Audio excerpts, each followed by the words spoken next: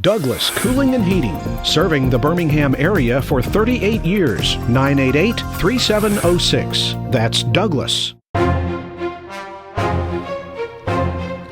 This is your Weather Xtreme video for Sunday, April the 17th. I'm meteorologist Brian Peters. Thanks for tuning in this morning. And we had a beautiful day yesterday. It looks like another beautiful day today with a slight warm-up, and we'll continue that slow warm-up into the first of the week. Skycam network this morning, a little blurry in the foreground, but beautiful shot out over Tuscaloosa. The camera having a little trouble just focusing out there because of the no clouds in the sky. No clouds visible, but we do have a lot of fog and just kind of masks the Fayette County Courthouse this morning. Of course, they've got a river that's not very far from there and kind of a marshy area, so they're getting a little bit of fog. Our surface low that brought us the front and the severe weather Friday is up into Canada now, just north of the Great Lakes. The front stretching off the east coast of the U.S. In the upper atmosphere, the closed low is over the Great Lakes and the trough over the mid-Atlantic states, and we're coming under generally a northwesterly flow, which is keeping us cool, but that northwesterly flow will be switching to a zonal flow here shortly. Temperature-wise, we're actually dealing with a few 30s into northern Alabama. Look at the chilly northwesterly flow behind that trough, giving us some coolish values. Makes it feel nice and brisk in the morning, doesn't it?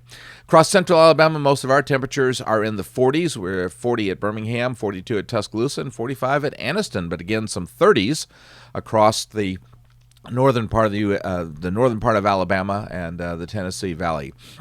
As you might expect, with the surface low just north of the Great Lakes, wind advisories along with some additional flash flood advisories still in effect for the northeastern part of the U.S. QPF-wise, we're not going to see a great deal of rain, and most of the rain that will occur is going to occur just to our north, Tennessee River Valley and up into Tennessee. We'll be seeing some rain possibilities starting, I believe, about midweek. Let's look at the day 3 outlook. This is day 3. Let me think about that. That's not Sunday, Monday. That's Tuesday. I have to stop and think about that. Day 3 is showing a slight risk of severe storms across the vast central U.S., stretching from the Arklatex all the way up to Ohio and Indiana, affecting cities like St. Louis, Chicago, Little Rock, Memphis, and places like that. All right, let's take a look at the GFS 06Z model run. And there we go with high pressure over the southeastern U.S. for today. By tomorrow at midday, we should be dealing with the zonal flow as that huge trough heads off out into the Atlantic. And we're watching that one that's poised on the northwest coast of the U.S. That one digs in, and we get a little bit of kind of a double-barreled set of impulses coming out of the northwest. But I think for the most part, we should be dry on Tuesday. But notice that now that the high is off to our east, the moisture is coming out of the Gulf.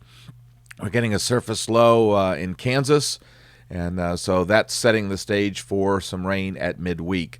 The storm systems, more or less in the upper atmosphere, congeal into one, which is fairly strong. But notice our ridge is holding, so we're not getting much amplitude to the south with that one. That brings the surface low up into the vicinity of Chicago and Lake Michigan, and trails that cold front down into the Mid-South area just to the north of Memphis. Now, because the flow has gone pretty zonal, we're not going to see much in the way of advancement of that front. So the trough heads off into southeast Canada and New England. Another trough begins to develop in the northwest U.S., and that one's finally going to push the front through us, but that's still with the flow aloft the way it is. The front's not going to do much but sag into northern Alabama, become stationary, and just provide us some focus for the possibility of showers each day. The new trough digs in into the Texas Panhandle area on Friday, so that will help once again to develop a surface low, and that surface low will move off to the northeast. The trough comes out. Of course, the ridge is pretty strong, but the trough begins to come out across the central U.S. on Saturday. And so that brings us the possibility of some weather again on Saturday. This is the 23rd, the day before Easter. It looks like that front at midday will be in the vicinity of approaching Memphis. But by late in the afternoon, I think it'll be impacting us. So I think the first part of Saturday could very well be dry. By Sunday, of course, the trough is in our vicinity with the little impulse over Ohio. And that, of course, should bring the front through during the morning hours, late night Saturday and into the early morning hours of Sunday or Easter. And that should mean that by midday, most of the northern half of the state should be drying out.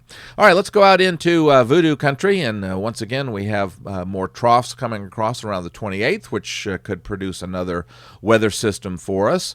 And then finally, and remember yesterday, the ridge was holding pretty tough. Well, it's not quite as high amplitude as we saw yesterday, but indeed the ridge is holding over the Gulf, and so it looks like as we enter the first couple of days of May, we should certainly have some warm weather to greet May with. Well, thanks for tuning into the Weather Xtreme video. I'm looking forward to speaking at the Alabaster Library later today around 2 o'clock on severe weather safety, so if you have an interest in that and you're in that vicinity, come on by. The program's free. In the meantime, James Spann should be back with the next Weather Xtreme video first thing tomorrow morning. I hope that you have a wonderful Sunday, and Godspeed. Each day there are new stories to tell about the people who live here and the place we call home. All of the faces that I see, all of the places close to me, they're all part of all the best things about home. Sharing your stories on ABC 3340, Alabama's news leader.